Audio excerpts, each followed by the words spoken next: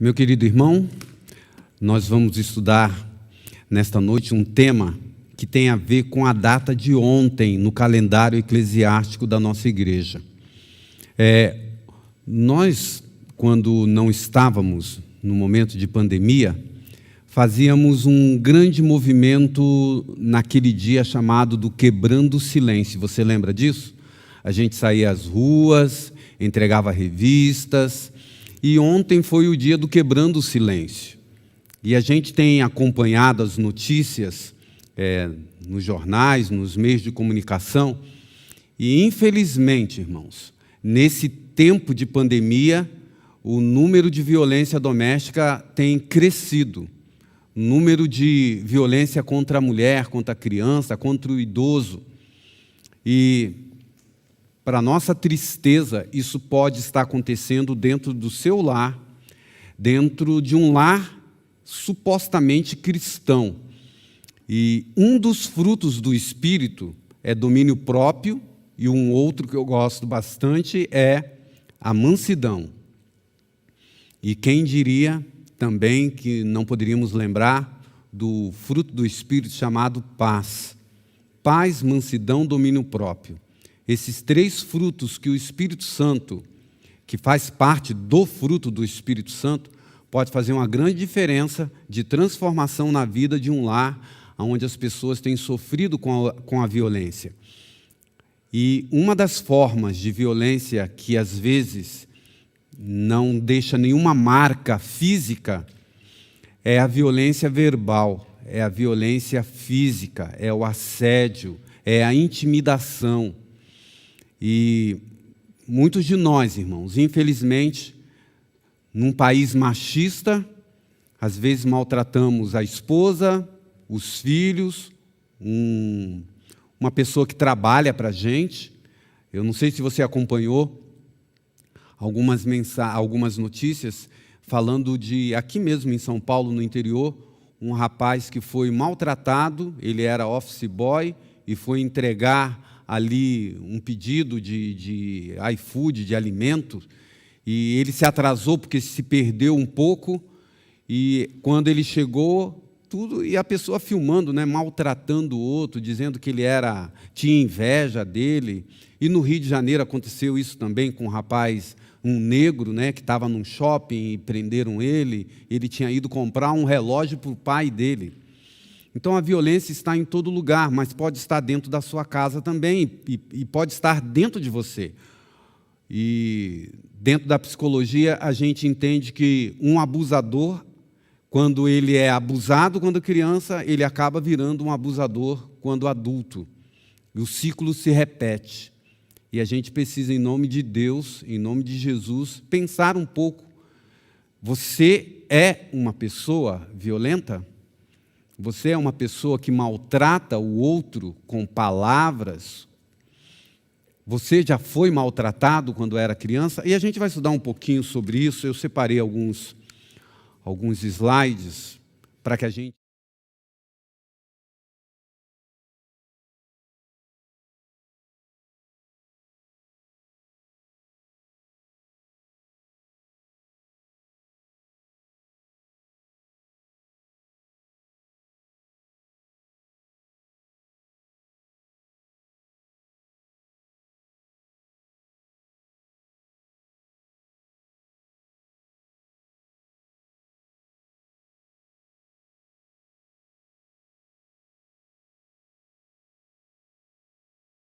como a ti mesmo.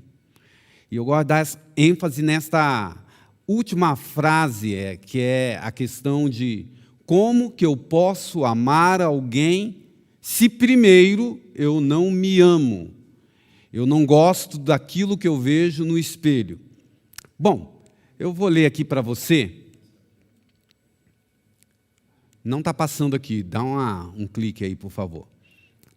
Isso. Olha só, eu vou ler aqui para você uma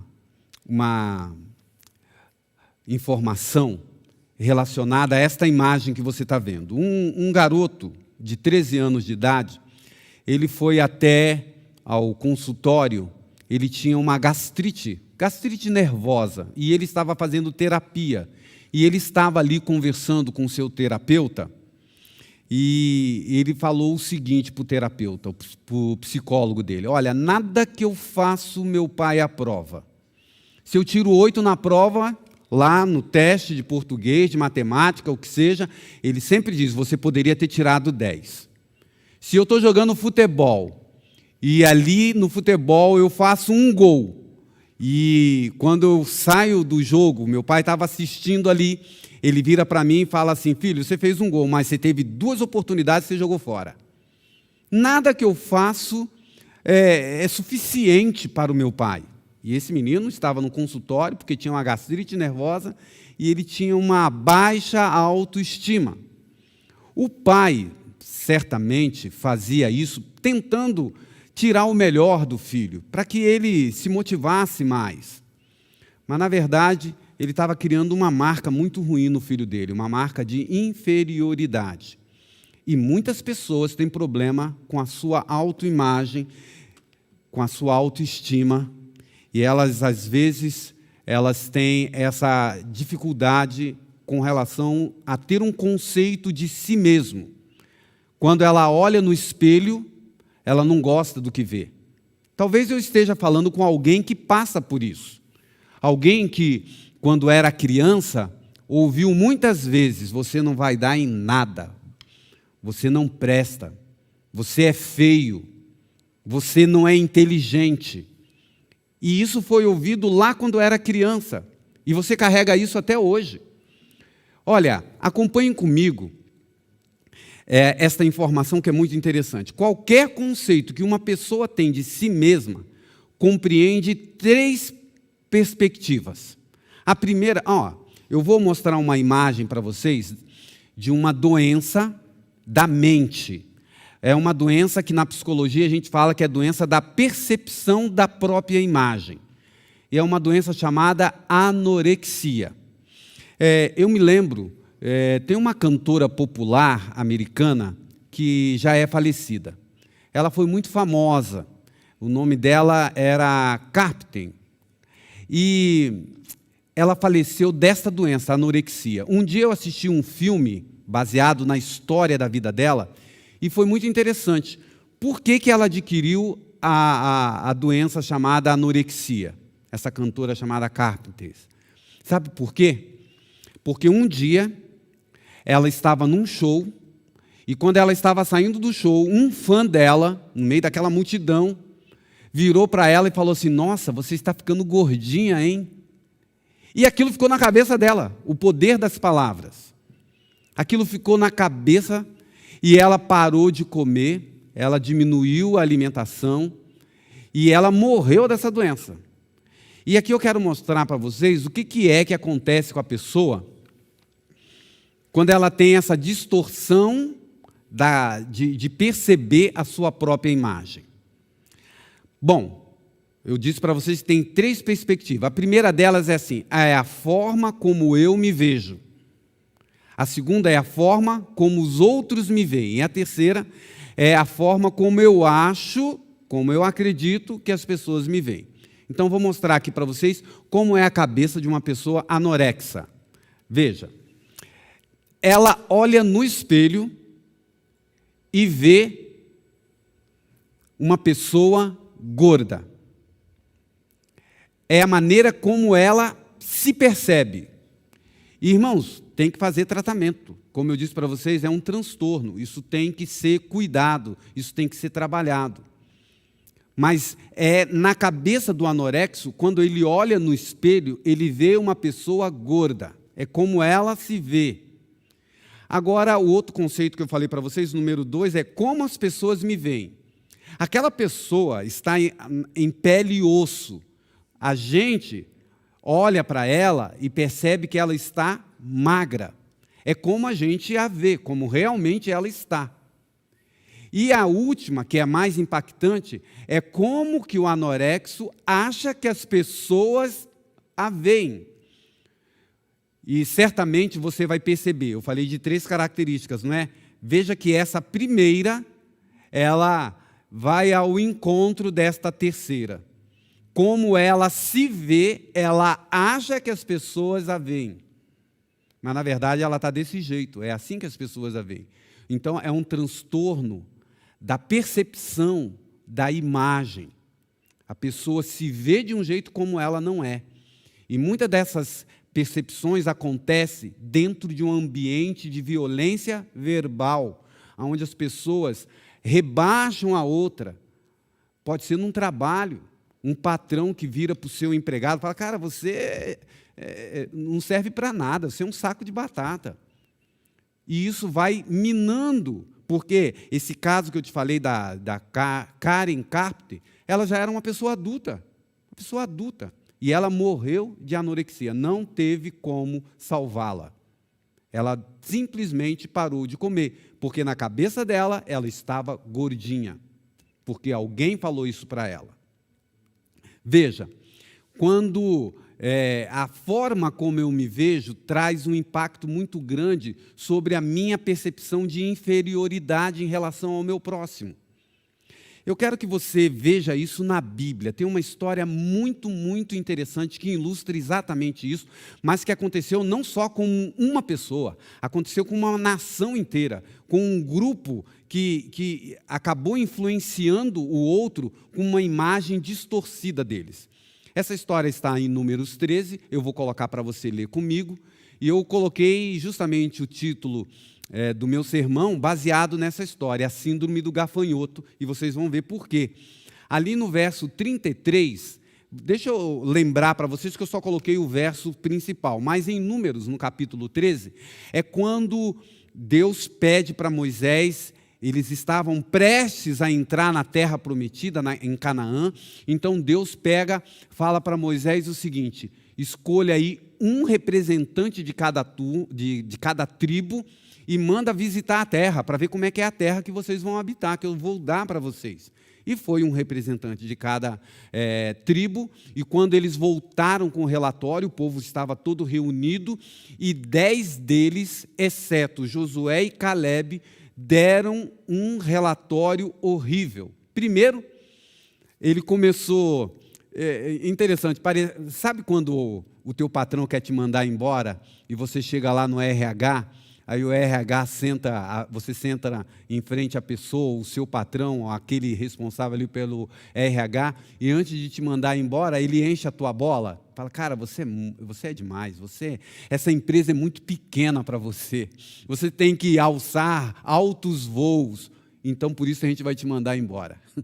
E parece que eles usaram mais ou menos essa tática. No início da história ali de Números 13, eles falaram, realmente a terra tem uns cachos de uva maravilhosos. Eles trouxeram, a Bíblia diz que 2 homens precisavam carregar o cacho de uva. Falaram das coisas boas, mas depois, antes de terminar, aí eles falam aqui, o verso 33. Vimos ali gigantes, e éramos aos nossos próprios olhos como gafanhotos, e assim também éramos aos seus olhos. Lembra que eu acabei de colocar aqui para vocês o fenômeno psicológico que acontece com uma pessoa que tem uma percepção errada da sua própria imagem? Acontece aí neste verso. Como que aqueles 10 espias se viam? Aos nossos próprios olhos, eles eram gigantes. Aos nossos próprios olhos, a gente era como gafanhoto. Ele acreditava que era gafanhoto. E o que ele colocou na percepção do outro? E lá está. E assim também éramos aos seus olhos. Como ele acreditava que ele era, ele achava que os outros também o achavam assim. Vocês percebem aqui a distorção? Porque eles não perguntaram para os gigantes, eles não conversaram com eles.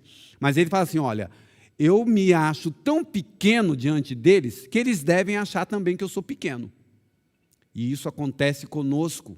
Quando alguém fala para você que você não vale nada, você acaba acreditando nisso.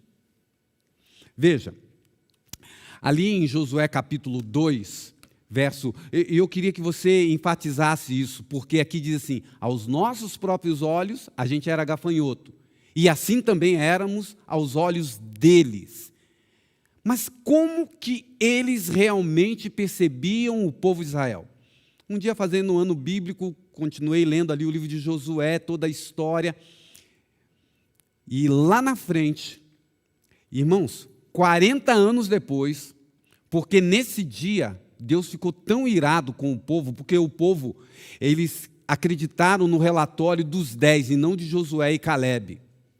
Porque Josué e Calebe falaram assim, não, a terra realmente tem muros e é fortificada, mas em nome do Senhor a gente consegue. Mas o povo chorou, desmaiou, reclamou com Moisés, o que a gente está fazendo aqui? E Deus falou assim, eu vou destruir todo esse povo. Aí Moisés interviu, falou, risca o meu nome, Senhor. E Deus falou, tá bom, eu não vou destruir eles não, mas nenhum deles vai entrar, só os descendentes dele. E vocês vão andar agora 40 anos no deserto. 40 anos passaram, irmãos, por causa dessa distorção de imagem. Olha que coisa. 40 anos se passaram. Agora, só ficou Josué e Calebe, Moisés já tinha morrido. Quem ficou no lugar de Moisés foi Josué. E agora, finalmente, eles vão entrar na terra prometida. Destruíram a cidade de Jericó. E agora, antes de entrar naquela cidade, Josué também repete a mesma estratégia de Moisés há 40 anos. Ele mandou espias para ver a cidade. E os espias entraram lá e encontrou uma mulher, uma prostituta, que os ajudou, Raabe. E na história de Raabe, que está aqui no Josué capítulo 2, verso de 8 a 11, a gente encontra então essa distorção de imagem que o povo de Israel tinha a respeito deles. Lembra que eles falaram que assim, nós éramos gafanhotos, não é? Agora veja, e antes que os espias se deitassem, ela subiu até ao eirado a ter com eles e disse-lhes, bem sei que o Senhor vos deu esta terra, e que o pavor de vós caiu sobre nós, e que todos os moradores da terra se derretem diante de vós, porque temos ouvido que o Senhor secou as águas do Mar Vermelho diante de vós, quando saíste do Egito, e também o que fizeste aos 2 reis dos amorreus, Sion e Og, que estavam além do Jordão, os quais destruístes totalmente. Eu queria que você pensasse aqui comigo, irmãos. Quando Josué e Calebe deram um relatório, e aqueles outros 10 deram um relatório que contaminou o povo, eles já haviam atravessado o Mar Vermelho? Já tinham passado pelo milagre do Mar Vermelho. Então, o que Raabe está dizendo aqui é o seguinte, o argumento dos 10 espias é, eles são grandes demais, eles são terríveis. E lá do outro lado, os gigantes estavam morrendo de medo do povo de Israel. Porque essa é a descrição que Raabe dá. Nós ouvimos a história que o mar se secou e vocês atravessaram. O Deus de vocês é um Deus tremendo. E eles com medo dos gafanhotos, ou dos gigantes. Mas era tudo por causa de uma percepção errada que eles tinham deles mesmos. E quantas vezes acontece isso conosco também, como povo de Deus. Às vezes, irmãos, a gente canta na igreja um hino, que eu acho que nem está mais no inário, porque é um hino de uma percepção errada. Nós somos um pequeno povo muito feliz. E a gente se acha pequenininho. A gente acha, não, mas a igreja X e Y está lotada, tem gente, um monte de gente, aquela coisa próspera, tem televisão. Isso. Irmãos, nós somos o povo de Deus.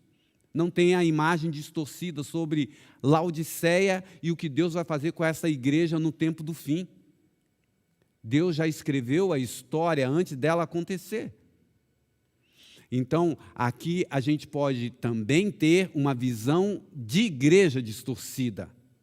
Veja, irmãos, em 2 Reis 6, verso 14, 17, está escrito, então enviou para lá cavalos e carros e um grande exército, uma outra história de imagem distorcida, os quais chegaram de noite e cercaram a cidade. E o servo do homem de Deus se levantou muito cedo e saiu. E eis que um exército tinha cercado a cidade com cavalos e carros. E então o seu servo lhe disse, ai, meu senhor, o que nós faremos? E ele disse, não temas, porque mais são os que estão conosco do que os que estão com ele. E orou Eliseu e disse, Senhor, peço-te que lhe abra os olhos para que veja. E o Senhor abriu os olhos do moço e viu, e eis que o monte estava cheio de cavalos e carros e fogo em redor de Eliseu. Esta frase, esta oração, é a oração que eu quero fazer por você e por mim também. Para que o Senhor abra os nossos olhos, para a gente entender que esta inferioridade que alguém colocou na tua cabeça, que você não vale nada, que você é feio, que você é burro, que você não presta. Às vezes é o teu esposo que fala isso para você, mulher. E às vezes, mulher, é você que fala para o seu filho. E alguém falou para você, e você acaba acreditando que você não vale nada, mas você é uma joia preciosa, comprada com o sangue de Cristo. Você tem valor. Acredite nisso. Você tem valor para a pessoa mais importante do universo, que é Jesus Cristo, que é o nosso Deus. Ele te criou, Ele te salvou e Ele vem te buscar. Ele morreu por você. Ele deu o seu sangue por você. Então você é uma joia preciosa nas mãos do Senhor. Não acredite nessas mentiras que as pessoas estão contando para você. Em Filipenses diz que Deus está trabalhando em nós, a obra não terminou. Estou plenamente certo de que aquele que começou uma boa obra em vós há de completá-la até o dia de Cristo Jesus. Ou seja, a santificação, a transformação de uma pedra bruta num diamante leva uma vida inteira. Até a volta de Jesus, nós ainda seremos transformados, a cada dia. Não pense que quando você sai do tanque batismal, você já é essa pedra bonita. Não, Deus ainda está fazendo uma obra em nós. Sabe, irmãos, essa questão de idade me faz lembrar uma frase que eu vi que tem a ver com educação, mas que cabe aqui também. Que algumas pessoas acham que com a idade a sabedoria se completou. Ah, eu já tenho 60 anos, não preciso ir no encontro de casais, não. Ah, eu não preciso aprender mais nada. Já tenho 30 anos de igreja, se baseando no tempo. E um dia eu ouvi uma frase que é bem interessante, que diz assim, ó, ninguém é tão pequeno que não possa ensinar, e nem tão idoso que não possa aprender. A gente aprende até morrer. E Deus vai fazer uma obra no meu caráter até o dia da sua vinda. Não estou pronto, nem com 70, nem com 80. Ainda preciso, ainda tenho arestas, ainda tenho fruto do Espírito Santo para ser trabalhado na minha vida, adquirido. E aqui está, Deus está fazendo uma obra na tua vida ainda. Em Isaías tem uma sequência agora de 3 versos, eu queria mostrar para você o contexto. Esse aqui é muito conhecido, buscai ao Senhor enquanto se pode achar. Então busca o Senhor para que Ele faça uma obra na tua vida. E na sequência o verso 7 diz assim, deixe o ímpio o seu caminho, o homem maligno os seus pensamentos maus. E sabe, irmãos, pensamento de inferioridade é um pensamento mau. É um pensamento que a gente tem que pedir ao Senhor, Senhor, tira isso da minha mente. Deus vai fazer uma obra na sua mente também.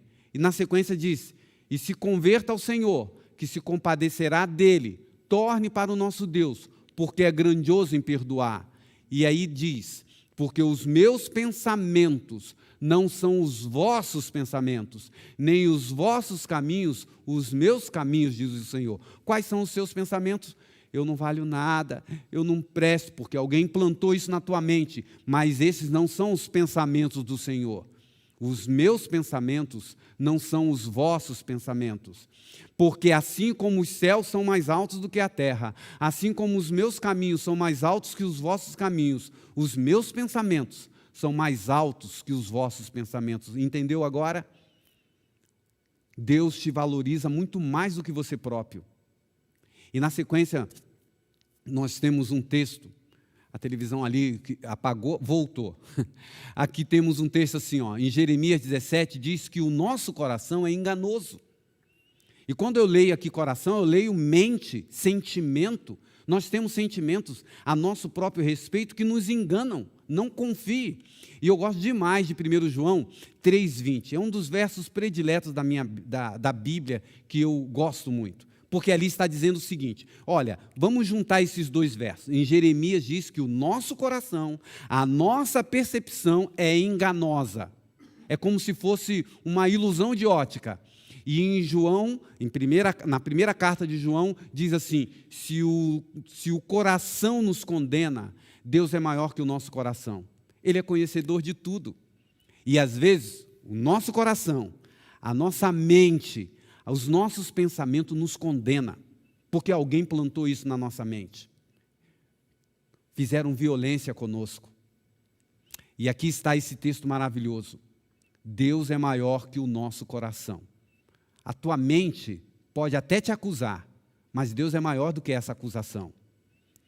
Nesta noite, querido, eu queria que você pensasse nesta oração, que estava lá na história do servo do Eliseu. A minha oração para você nesta noite é, sinceramente, que o Espírito Santo consiga, com o poder que ele tem, abrir os seus olhos para que você perceba não só os anjos que estão ao seu redor, mas que você perceba que esses pensamentos que um dia colocaram na sua mente de inferioridade não é um pensamento divino. Você tem valor. Você é uma pessoa importante para Deus. Por isso eu quero que você pense neste verso da Bíblia. Amarás o teu próximo como a ti mesmo. Como que eu posso amar a minha esposa?